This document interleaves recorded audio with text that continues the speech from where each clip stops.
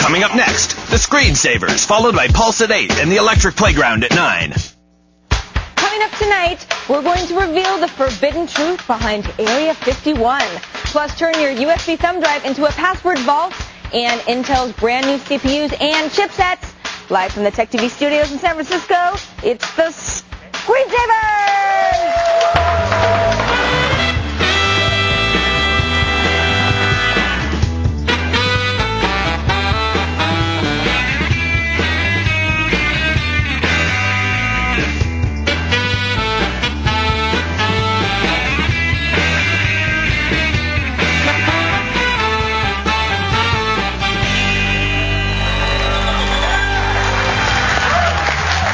Good evening, ladies and gentlemen, and welcome to the Screensavers. I'm Patrick Norton. And I'm Kevin Rose. Thanks for joining us on the Screensavers. This is the place that Windows hackers, Mac addicts, and Linux lovers can all call home. Yeah. Yes. Together. They all get One along. happy family. At least until a new game gets released on Windows, not the other two. Then they fight. And get bitter. It's going to be a great show tonight. We're going to find out what's really going on at Area 51 and how they, well...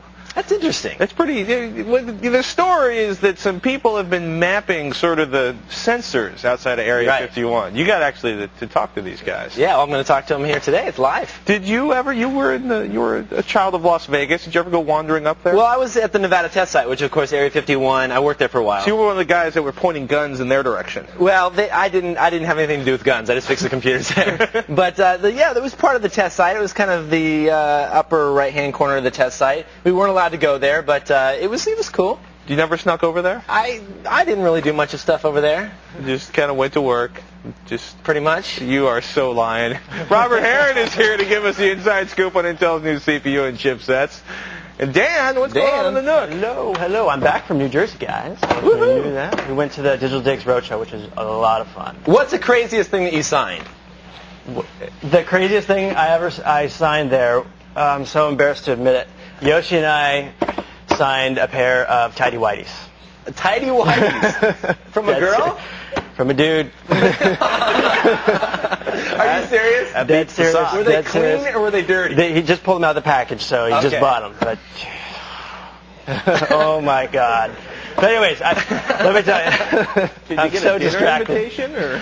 I don't know. I don't even talk about it anymore, Patrick. Hey, how can people, if they have a question other than whether or not you'll guys, sign don't forget, underwear? we're taking your live calls every weekday from 5 to 8 Eastern. So even if you're watching a repeat of our show on Tuesdays and Fridays, we'll be here taping shows and taking your live calls. So the number to call us is 888-989-7879. And best of all, call an hour before the show. That's your best way to get in. And also email us at thescreensavers@techtv.com. Excellent. Thank you, guys. Thank you, Dan. I also want to say real quick, over the weekend I downloaded some new ringtones. Big new thing going on here. I want you to listen to these and see if you recognize them. What is this ringtone? Super Mario Brothers Fun. Super Mario Brothers. I got a bunch of them on here, but I just want to let everybody know at home. If you go to kevinrose.com, I got links, free downloads for ringtones. It's a great little site. Just thought I'd mention it. Are they legal ringtones? I don't know if they're legal or not. No, I believe they are. Right. I believe they are. So okay, we'll see how long the site it's always stays funny. up. Yeah, it's always funny to see like ringtones are always like Bob's ringtone. Yeah, and then the site goes down like 48 hours later after they took everyone's credit card information. Exactly. So let's hope this one will stay up for a while. They're free. It's cool though. It is cool. Mario Bros. Bros. and Tecmo Bowl. Tecmo Bowl is the best. Love Tecmo Bowl. It's a great game. Time for the tech news that caught our eye today. Sarah, you have an amazing first story today. I do, and it's their story. At about 6:45 this morning, the privately owned manned spacecraft Spaceship One made a 62-mile ascent into space. Civilian and now astronaut Mike Melville flew the hybrid motored rocket into space courtesy of Scaled Composites. That's the company who designed and built this rocket. Spaceship One's flight marked the highest altitude ever reached by a privately owned manned aircraft. That is so cool.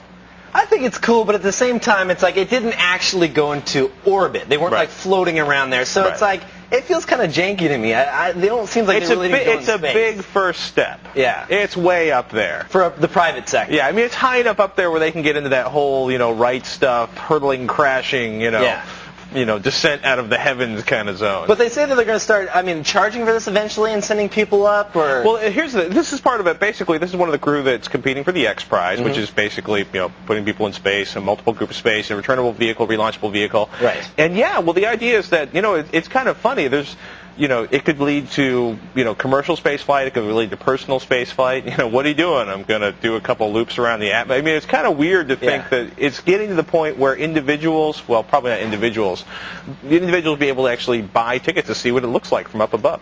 I don't know why. I'd be down with that. I'd be cool with that, but I just want to make sure that I'm at least floating around a little bit. You know? I want to be in. You want to be weightless. Yeah. Exactly. You want to spend like a couple days. You want to do the loop over the Great Wall of China. Yeah. Wouldn't you feel a little and gypped if you went up in the air and it's just like an airplane ride? You'd be like, oh, that kind of sucked. I just wasted like $20,000. Well, you know what I'm saying? I'm with you. And you get your little certificate so you can hang it on your wall and you go, hey Bob, you may have a 300 par on the. You know what I mean? It's like, but I blew $20,000 on going into space. I'm down with the certificate. I like those kinds of things. You like that idea? Yeah, that's a good idea. You don't think it's cool because you haven't done it. If you did, he'd be like, I'm astronaut Rose. That's true. It's probably true. It's so He'd true. probably be wearing a jumpsuit. That's right. They come in with all with the a jumpsuit patches on it. It'd be like the cool thing to wear. You walk around with a jumpsuit. Yo. What? I love that show.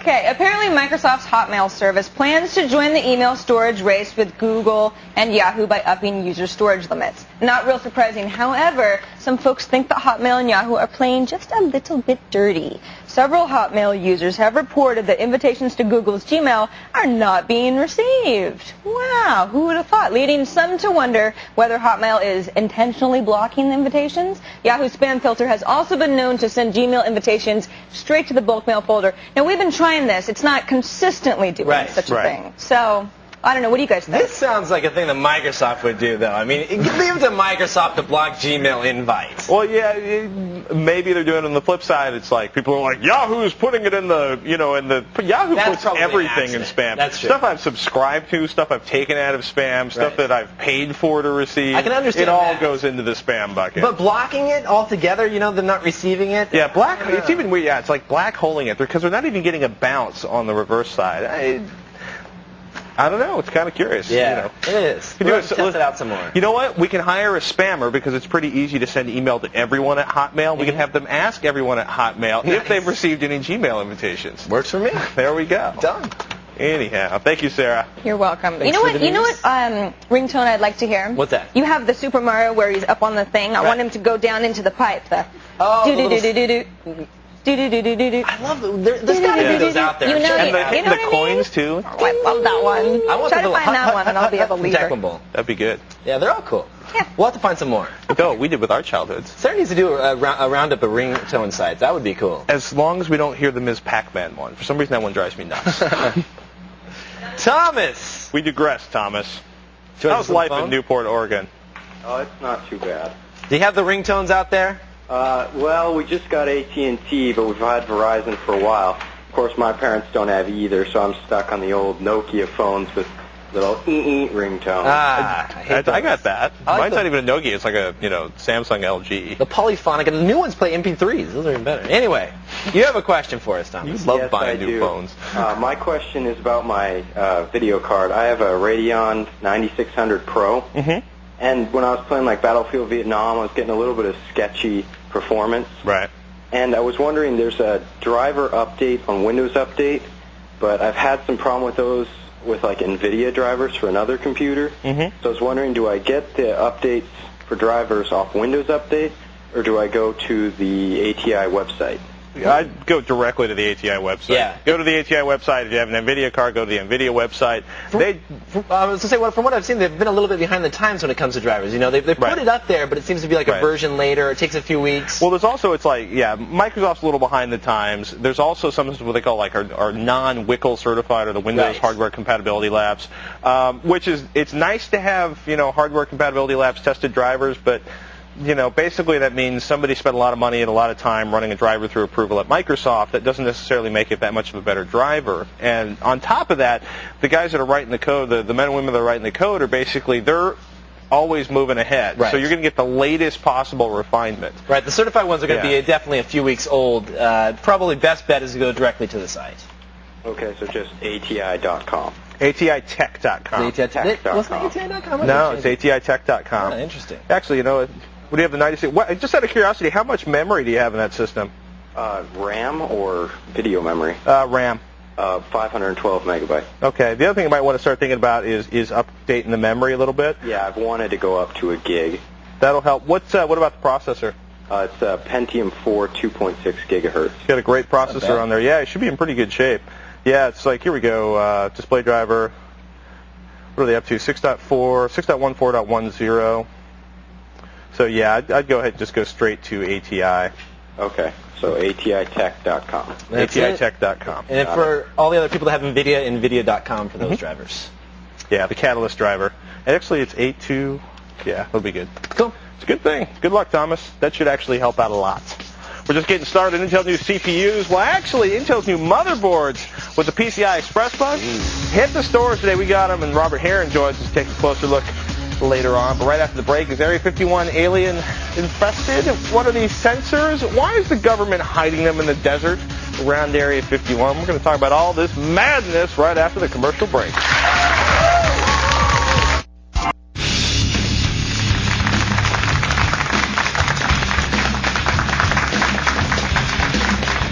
Welcome back to the Screensavers. It's time to meet Jorg. He's a researcher who's been involved in uncovering the truth behind his secret military base in the Nevada desert called Area 51.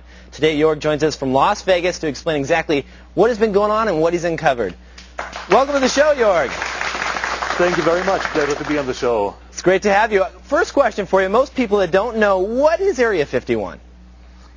Well, Area 51 is a lot of different things for a lot of different people. For the most part, it's a secret research and development facility in the mountains of the Nevada desert where the government can pretty much do their secret research that they need to do to provide us with new military hardware. It has been rumored that some people think that Area 51 is also housing UFOs, and other conspiracy theories are involved with Area 51. For the most part, my thinking is that it is a secret research and development facility. Now, Area 51's been around for quite some time. How long have you been investigating it? I've been investigating Area 51s for about 5 years now, and in those 5 years I've seen some interesting things flying out of Area 51. Some things I could identify, some things I could not identify. So you're saying aliens then, basically? No, I'm not saying aliens. I'm saying some super secret development that is taking place at Area 51. But I believe, and most of the people that belong to this little research community that we have set up, they believe that this is actually a very earthly technology. Now, we've seen Area 51 mentioned on, the X-Files, and it's been around since the 60s. Why do you think that there's still, with it being so in the public limelight nowadays, why do you think that there's still top secret development going on there? Oh, it's just a perfect setting for secret development. Area 51 was first established in the mid-1950s for the U-2 program, and over the years really has expanded hugely, and it's just a perfect location for any kind of secret development. It's so remote that hardly anyone goes out there, and you can't really get close to Area 51 without running into the security perimeter. You have to be, the closest spot where you can actually see Area 51 is 26 miles away. That's called Tikaboo Peak, a mountaintop 26 miles away. So if they want to do something that they really don't want the public to know about, that's the perfect place to do it. So tell me, you've obviously you get some vehicles, you drive down there. What did you find when you came out there? I heard that you uncovered some sensors in the ground or something? Yeah, well, the first thing that you see really is the security patrolling the perimeter, and you see surveillance cameras. And then there are less obvious things that you really don't always see. For example, those road sensors that detect vehicles moving around on public roads. You have to understand that Area 51 has a security perimeter of more than 15 miles around the base of restricted area. And in addition to that, you still have the road sensors on public land as far away from the base or as far away from the perimeter as 10 miles. Oh, on public. So if it's on public land, I mean, you can just dig that up, though. Didn't you take one of these home or something? Well, no, we did not. Most certainly we didn't. That would be totally illegal. We did dig some of those sensors up. We took photos of the sensors. We published the photos on my website, which is dreamlandresort.com. Now, There's a lot of information. If you dug these up, I mean, you could get a lot of money for them on eBay. Is that tempting at all to sell something like that? No. It might be tempting, but I would be extra stupid to really sell one of those, to even steal one of those. They are government property, and the fact that they are being placed illegally on public land does not give me the right to take them. Now, what about the FBI somehow got in contact with you? They were concerned that you were digging these things up. What did they have to say about that? Yeah, well, the FBI got involved after we dug up some of the sensors, and their main concern was that we would tamper with the sensors and that we would in fact publish the exact location of the sensors and the frequencies that they operate on, which we never did. Mm-hmm. We just published the photos of the sensors on the website, made the fact known that yes, there are sensors on public land. They are placed there without the knowledge of BLM, Bureau of Land Management, but we never violated the law, which is really reflected in the outcome of the whole investigation, which was zero. There was nothing coming out of it. How did you find out what frequency they were operating on? We used a device that's called a frequency counter that pretty much triggers on frequency of a nearby transmitter. Interesting. So, in fact, as a result of our little investigation into the sensors, Area 51 Security was able to improve their security system and made those sensors much harder to find now. Oh, interesting. So in a way, we really provided them a service, or we did them a favor in pointing out a weakness in their security system. What is your personal beliefs on exactly what is there now? I mean, you've seen certain UFOs in the sky. Do you buy into any of this? I've heard a lot of I'm sure you've heard of Bob Lazar and what he has to say about there being aliens on Area 51. What's your take on all that?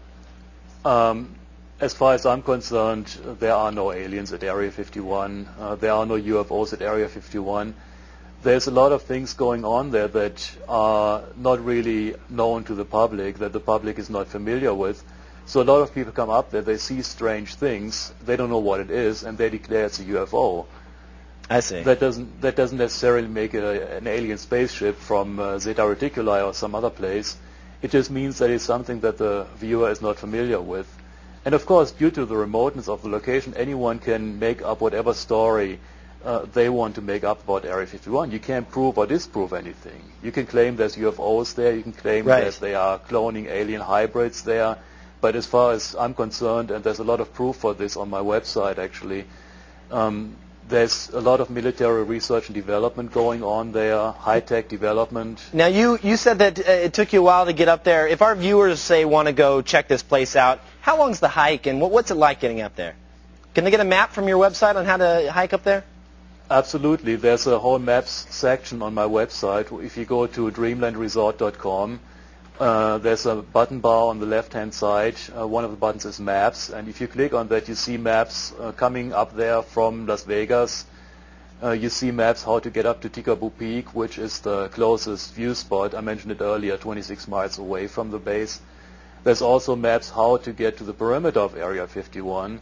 Excellent. And one thing we paid close attention to is to show people exactly how far they can go and where they should not go, because it's very... When you get there, it's not immediately obvious if you're on public land or if you're already penetrating the perimeter. And you don't want anybody getting arrested or anything like that. Well, absolutely not. Jorg, we're out of time, but I thank you so much for joining us. Thank you very much. It was a pleasure. More information and pictures are available at his site, dreamlandresort.com. Now, still to come, we got our hands on Intel's brand new CPUs. How fast are they, and is it time to upgrade? We'll find out later on. And up next, save some cash with our next caller. He's looking for a good CPU upgrade for school. That's all when the Screensavers continues.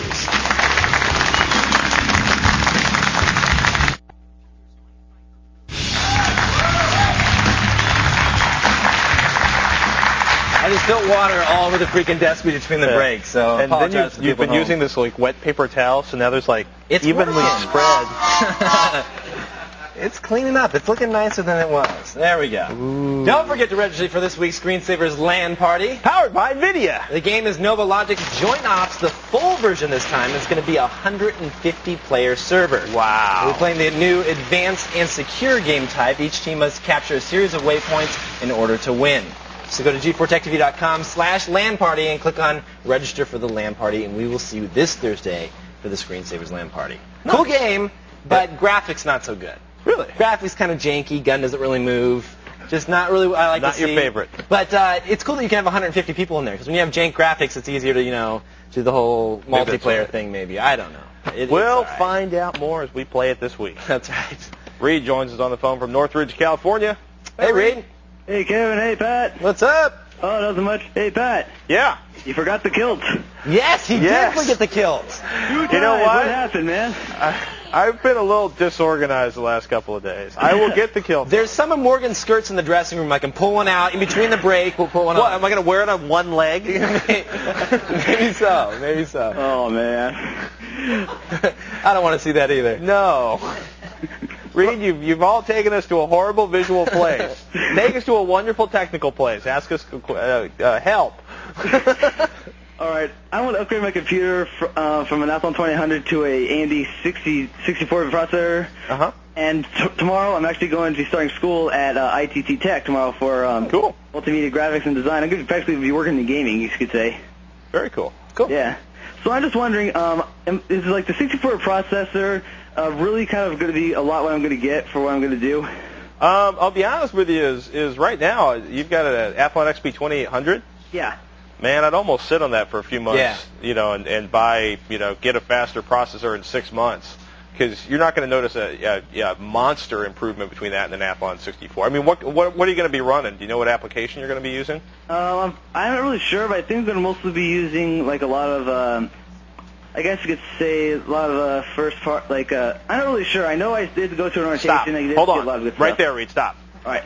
Okay. Now, you just basically said you're not sure what you're going to be using, which means you don't know how much memory you got in that system.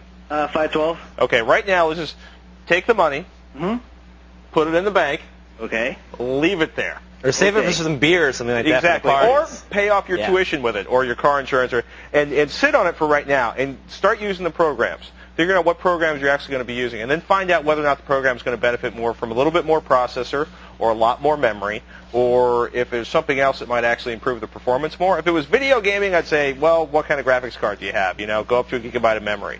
But if you're using like unspecified, 3D graphics or Photoshop, Photoshop, the processor difference is going to be a lot less noticeable than going up to like 2 gigabytes of RAM. With what 3D rendering applications or programming application you might be using, something else might be of more benefit. Yeah. So right now, I'd say hold off on updating the computer until you know what applications you're going to be using, because you might start out in like a 3D rendering class, decide you absolutely hate 3D rendering, and the worst thing you've ever seen are spline NURBS, and you don't want to ever touch them again, and you may be moving on to something else. Good advice, definitely. Yeah, sit on that, wait, see what you like, and see what programs you're going to be using, and then decide what to upgrade based on what those programs need. I still say throw a Kager the second you get there. You make a lot of friends. The man speaks truth. And here is Sarah with a quick tip. Patrick, this seems kind of Scottish. You can totally borrow this for the rest of the show if you want. Great. So one of Morgan's skirt on my right leg and your skirt on my left leg. I mean, it's a little long on me, but on you, it might be kind of, mid-thigh. Super cute. Just kidding, Patrick. So you think your AMD 64 or Pentium 4 Extreme Edition CPUs can't be beat? Think again, my friends, because compared to the world's supercomputers, they got nothing. To get a list of the top 500 computers and their histories and links to their websites, go to top500.org. You'll learn the ins and outs of how they perform, how they're benchmarked and judged, and even a news section to keep you up to date. How fun is that? Now, coming up in the show, turn your USB thumb drive into a secure password vault. And after the break, Intel releases new processors and motherboards. We're going to check them out when the Screensavers continue.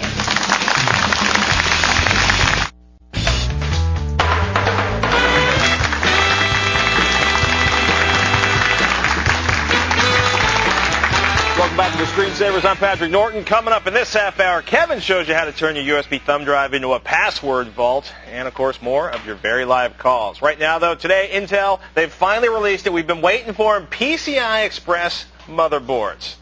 Yes, we like that. There's just one problem. Actually, there's a lot of problems. Robert Heron joins us here from the lab rat extraordinaire. Welcome back, Robert.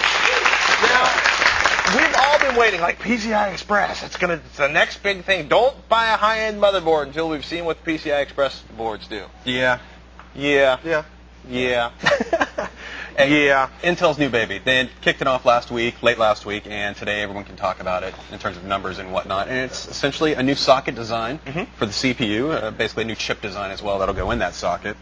And if you want, we can start off showing that. Of course, like you mentioned, DDR2 memory. Yeah, look at that. A lid to hold your socket. Now, if you carefully edge that baby out of there, flip it over. Look at that. No more pins to break. It's pinless. Is that a 951? 925? 925 pins? No, 775. 775. There you go, baby. 775. The pins now are within the motherboard itself, so you're pressing up with all those little. No, you can't barely even see it. Basically they're like little brass feet that stick up from Makes there. it nice and flat on the bottom. It gives them a little more room to put a bigger chip in the same size die package. And it means no more bending pins if you put a processor down on the ground. People are questioning whether or not having the pins in the motherboard. If you damage the motherboard, it's more difficult to replace a motherboard than it is just the CPU. But the CPUs tend to be the most expensive parts. Right. So there you go. The other thing too, DDR2 memory. Here's our current DDR1. That's like twice as good as DDR memory, right? Yeah, well, currently no. This is running at 533 megahertz compared to 400 megahertz. However, the latencies are so high. Yeah, that's a nice thing to remember. When you talk about memories, you really have to talk about the latency or how quick per instruction they can turn things around. So for like high-end DDR memory, we're talking about like a CAS 222 or 232? DDR2 right now is in the 4s compared to your best DDR1 memories, which are down in the 2s. And that, it's not necessarily 2x performance, but it's significant in performance. It basically allows the best 875 systems, our current Intel generation, to keep pace with this board, no problem in memory benchmarks because of the latency. Of course, as DDR rolls along, it's going to become, they're going to improve it and bring out faster over time, and faster. Basically what we're looking at here is, and we should probably point out the PCI Express slots while we're on here, the little tiny pieces of fuzz fall from the ceiling. It's all right. Hey, actually, the new black slot is the new X16 graphics slot. And what that is everyone's talking about your little new slot there. It looks a lot like an AGP slot, but it's not. That'll work in conjunction with the new graphics cards coming up from It's a pretty ATI, big slot. NVIDIA, Those are PCI, the white PCI slots above that. If we slide up just a little bit. 4 gigahertz up and down, gigabytes per second up and down. Then you have a couple of PCI slots, the white slots right there, and then the new X1 slots, the little black ones. On a motherboard, it looks kind of ridiculous. Those essentially give you the same performance as the PCI slots you see right below that. Wow. The big thing, I think, more than just desktop boards, will be notebook designs. Notebook manufacturers have been waiting a long time for 1X PCI to come out just because of its smaller form factor, and it's a better fit, I think, for notebook computers as well, and they're really happy about that. Other than the physical connections, what's the biggest difference between PCI Express and PCI? The new form factor, it's a serial connection as well, so that gives you like some benefits there. 1394. In a sense, it is, really. But I think, really, going down the road, you're going to see unique high-bandwidth applications. Off the top of my head, it's things like video streaming. Being able to plug a capture card in that can deal with multiple high-definition streams and process that on board. That would be this nice. Could become a really interesting board for the home theater PC market. Now, when we say could become, it's the other interesting thing is in terms of graphics performance, there's currently, actually there's two issues. One, there's no real difference in performance between AGP, 8X or the top-of-the-line AGP From the cards benchmarks floating around. and That, PCI Express. too, you can't buy the PCI Express cards yet. That's an important one. And there's not even any major system manufacturers that are selling PCI Express-based systems yet. Not yet, although they, of course, today, because it's the announcement date, I've already seen messages from two companies. Right. Like Dell and Alienware have already said they have systems ready to go. Where the graphics cards are going to be in this whole lineup remains to be seen. New power supply designs, or? Well, it's moving more and more toward a server-like power supply. The one you have in your hand right there is actually the current power supply that you find on most average computers. This one actually incorporates 4 extra pins. So if you see there, this is the 24-pin cord, and compared to the 20-pin cord. Not a big deal, and actually the blue one you have will plug into the new motherboard design with some additional power connections to make up for the missing pins right there. The one that gets me, though, is kind of interesting, is this brand new, this is for the video cards now. All the new PCI Express video cards have this little dandy 6-pin plug, which So no excuse more my using skin your knuckles Molex. from- Yeah, actually they will include a adapter so you can plug 2 4-pin power cables into one to get this 6. So basically, if you're going to make the transition to the new motherboard, and you don't want to buy a you new should power expect some new supply, parts to go along with it. you're going to have to buy some extra pins to turn this into one of these. Yeah, but the cool thing, like I said, though, that blue one will plug in. It takes up just 20 of the 24, and then you have to add a couple of traditional power connectors for that. Kyle at Hard OCP basically said, wow, I've run like, what was it, 160, 190 benchmarks to basically see no real difference from... Traditionally, like with this benchmark you're looking at right there, that's for video encoding, going from MPEG 4, or transcoding video from MPEG 2 to MPEG 4. Intel performance usually dominates in this particular field, but if you want to hit Alt-Tab on that, I have a game benchmark up there that just goes, this is, oh, that was lower is better, this is higher is better. So you're looking at game performance. And AMD has just had it for a while with their FX parts. They are some of the best performance when it comes to gaming. So are the green ones, just for the folks at home, are the green ones the Athlon parts? Okay. Yeah, green is Athlon, blue is AMD. That's pretty good. Blue is Intel, excuse me. A couple other key points, though. Intel, they did a lot to this. This is their high-end board, the 925. They also have a 915 version that we have in this case. That's the more mainstream part. It will use either DDR or DDR2 memory. 7.1 audio. That is one of my favorite things they've finally done on a motherboard. It remains to be seen what formats you can actually output from this. I'm sure it's going to be Dolby Pro Logic 2. Right. I'm curious to see if they'll actually implement like a Dolby 5.1 out. They do have optical. So they're kind and of other catching up to digital the outputs. Enforce motherboards. Yeah, but the 7.1 audio, heard some great demonstrations of that. Terrific. They were streaming 2 simultaneous HD streams with surround sound. Bottom line, we got to scoot. Yeah. Do you buy PCI Express when it's available just to have the PCI Express slot, or do you hold off? I personally would hold off for just a little while. Wait for the cards to show up. Wait for the parts. I want to see better memory speeds. I want to see graphics cards. And I also want to see native command queuing, which is a hard drive technology that it's really Seagate supporting it full bore right now, but I want to see some other vendors pop up in there as well. The man has the information. Robert Heron, our tech analyst and lab rat of choice when we're talking benchmarks. Thanks to our friends over at hardocp.com who put up a great review with extensive benchmarks. Check it out. hardocp.com. Check out Kyle's work. Stay where you are. Next caller wants his computer and Xbox to talk to each other. Kevin's going to show him how. But up next, turn your USB thumb drive into an untouchable password vault. Kevin's got a dark tip when the Screensavers continues. Is your house in need of a tech makeover? Enter now to win a $100,000 home tech makeover, in addition to daily cash prizes from G4 Tech TV, brought to you by Circuit City and Yahoo. All you have to do is watch G4 Tech TV every night from 6 p.m. to 1 a.m. Eastern, June 14th through June 27th, and look for the special codes in our Digital Digs commercials. Then go to g4techtv.com/Digital Digs to enter. There are 4 new codes each night with 4 chances to enter. The more you enter, the more chances you have to win. This is the last week to enter, so keep watching G4 Tech TV. You're like me, you have different passwords for different accounts. I have different passwords for my online banking than I do all my different websites. Because you know just how easy it is to crack one password Yes, and then indeed. try it on every other account just to see what else works. It can be very dangerous if you're using the same thing for every account. And I always recommend, using a combination of upper and lowercase characters mixed with like numbers and letters and symbols. And those are hard to remember. So I Impossible. decided impossible, in fact. So I decided to come up with an application I found. This one really great called KeePass. It's a password vault. Basically, you remember one password and it unlocks all of your encrypted passwords that you have within it. It's kind of like a cheat sheet. Yeah, exactly. I've always kept mine in like text files and like Excel documents, and I'm always worried if somebody gets in there. All you gotta do is leave your desktop exposed then just once. It's over with. But take a look at this here. This is KeePass, and it's different than your average little password vault, and I'll show you why. We'll create a new database here, and it's going to say, now, would you like to create a password here to secure all of your passwords, or you can secure it by using a disk right here. So we're going to say disk. Now, this may not make sense at first, but we're going to say F drive and click OK. So it is going to store all that information. I'm going to generate a random password with my mouse here. That's going to generate the password. You move this around. Creates a completely random password. And it's going to store all that information onto my removable thumb drives. So the password is on the removable thumb drive. Not the actual accounts, but the main password itself. So why this is cool is, let's say that you're leaving your house and you unplug your thumb drive from your computer. So I just take this out.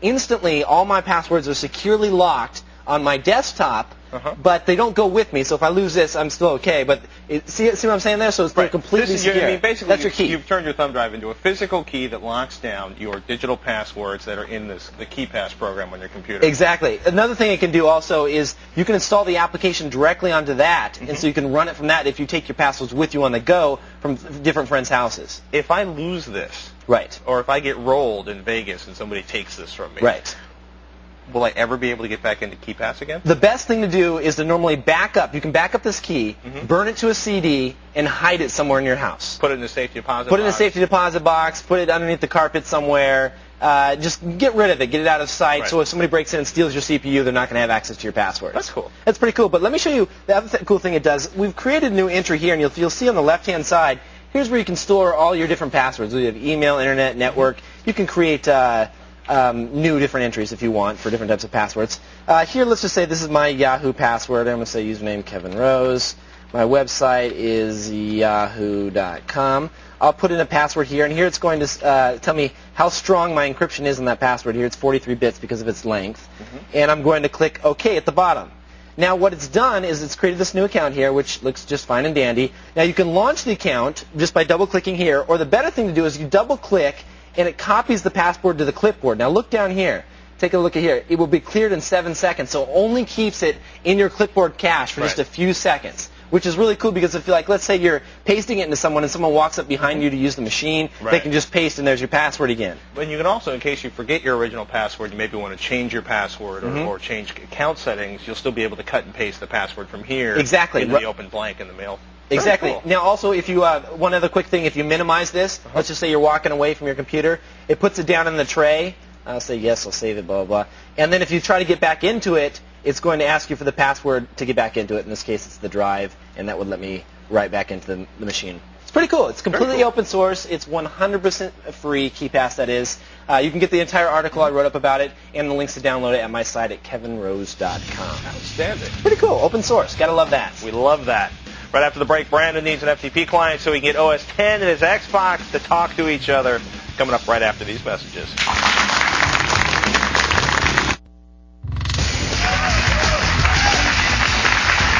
Be sure to catch tomorrow's show. Highlights from this year's Ultimate Gaming Convention, E3 TSS style. Plus, Sarah shows you how to read your Yahoo Mail using Outlook. And cyberpunk author Bruce Sterling discusses his latest book, Zenith Angle. It's all coming up on tomorrow's Encore edition of the Screensavers. Pat, I found a couple of these backstage. Do you like the flower print better or the black with the little cargo pockets? I'm thinking I could really, really drop the ratings right through the floor and get a call from the FCC. They'd be like, we don't regulate cable, but in your case, we're going to regulate you. $500 you put it on between the break. Audience, you think you should put it on? It won't fit. Audience, I'll put it on now, but it won't fit. Maybe we can stitch a couple of these together and get Here, watch. This will fit around an ankle. Are you really going to try this? Whose are these? I have no idea. We should put these back before they see this. These aren't yours, right? I think they're Swishers. Oh, they're Swishers. Oops, sorry, Laura. Oh, are they? Sorry right there. Sorry, Laura. Sorry about that. Laura's like, unhand my skirt, you scoundrels. Brandon joins us on the phone from Shingletown, California. Brandon? Hey, Brandon. Hello. Would you like to buy a skirt? I'm selling them here. I'll put them on eBay later. No, I'm straight. You're good? Okay. All right. I need to get my laptop, my Mac laptop, to speak with my Xbox so I can transfer the Bert and Ernie fonts over to it so I can install EvoX. Ah, he's doing a little hacking. Man's got a... Brandon, I don't know if you can hear the giggling on the set, but our crew seems to find the whole idea of the Bert and Ernie font hack highly amusing. Either that or there's some scary skirt humor going on. This is the way you have to hack the Xbox. For the OS X, the one that we like is that I've used in the past is Transmit 2. I don't know if you've ever had a chance to play around with this. It's really cool. You can go to panic.com. Okay. These guys, they're out of Portland, Oregon. They make some really good software. Pretty cool stuff. The entire core is built off an open source engine, a Unix engine. Also, to let you know, you can go to your terminal command prompt and do it right from the terminal, just to FTP. No, I'm not that good. Okay, you're not in the terminal. So this is the route for you then. Panic.com is the URL you want to check out. Okay, cool. And they have a free little 30-day trial. So give it a try if it's what you want, and if you think you'll use it later, go ahead and purchase it. But if not, you can always remove it as well. Brandon, it's just that easy. Thanks for the call, Brandon. Now here's Leo with a quick file sharing tip. Leo? You guys talked the other day about BitTorrent, which is a great way to kind of use peer-to-peer file sharing to improve download speeds. The same techniques that are used to spread Madonna's latest hit around can be used to spread any file around legally and offload it from any one person's server. Now, BitTorrent is a great idea, but without a BitTorrent client, you can't really participate. I'm going to recommend this one. It's called Azurius, and it's currently one of the most popular downloads on SourceForge. Absolutely free. It's open source. It's Java, so you know it doesn't have any spyware or any junk written into it. There's no ads or anything. It's just a very easy-to-use, high-quality client. This is Windows, Mac, and Linux, and that's one of the advantages of Java. I'm going to show you the configuration wizard right now. I've just installed Azurius. Azurius is a blue frog, by the way. You tell it how fast your line is. You can throttle down the maximum upload speeds or tell it how many active downloads and uploads there should be. You can also change the port if you want. You should use the standard port unless you've got some specialized application. And that's all it is. Now that Azurius is running in the background, the BitTorrent files I want to download will come in faster, and I'm helping the world by sharing my bandwidth to spread big files around for people who don't want to kill their server bandwidth. Azurius. When you need a BitTorrent client, this is the one I recommend. Back to you guys. That's a great application. I love that application. Leo gets all breathy about it. Yes, he does. Ladies and gentlemen, stay where you are. Next up, we check our inbox to see what's on your minds. Coming up on the Screensavers.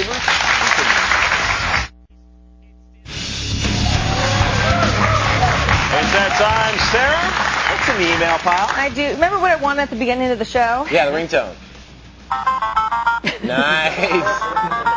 How'd you get that?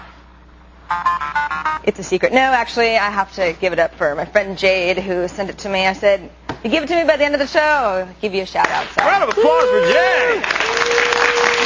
I love it. My life is complete. Okay, moving on. We got a couple emails about this whole Gmail, Hotmail thing. Lance says, the article about Hotmail blocking Gmail is pure crap. I got my invite today on Hotmail. Just fine, no problems. And Don says, I don't think it's necessarily a plot by Microsoft to keep people out of Gmail, since an invitation to Gmail is technically spam. What do you guys think about that? It's not the invitations for Gmail aren't technically spam because they're individual invitations from a friend of yours to join Gmail. Google's not actually going out and sending out these emails like, join our service, like spamming anyone. No. Basically, someone you know would like to offer you this fine email account. I think Microsoft has turned it off. I think they were doing it at first. You never know. Conspiracy. We'll probably never know. It's true. But you know what? It's one more thing to worry about. That's right. Sarah? Next one from Stevie. He says, I'm buying a custom Alienware computer. I need to choose from some video cards. I want to know what you guys think is the best for my gaming needs. He's written a bunch. Do you have any ideas before I list them all? I saw that one, and the problem is he doesn't tell us what video games he plays. But basically, it's all like, the ATI X8. Basically, it's like a 9600, a 9800, an X800, or X800 XT. What if he's playing Tetris? Yeah, you don't need any of them. Well, you need some kind of graphics card, but you don't need 3D gaming. But assuming you want to be able to play Far Cry and Doom 3 whenever it ships and all that good stuff, buy the best card you can afford, at least if you're going to have a monitor bigger than 17 inches so you can play at gaming resolutions higher than 1024 by 768. You got a cheap 17-inch monitor, get the cheap card. Very cool. That's it. That is it. For this edition of the Screensavers, I'm Kevin Rose. And I'm Patrick Norton. Thank you for joining us. We'd like to thank our guests. Well, we'd like to thank York. York. That's a hard. We'll see you next time. Have a great night.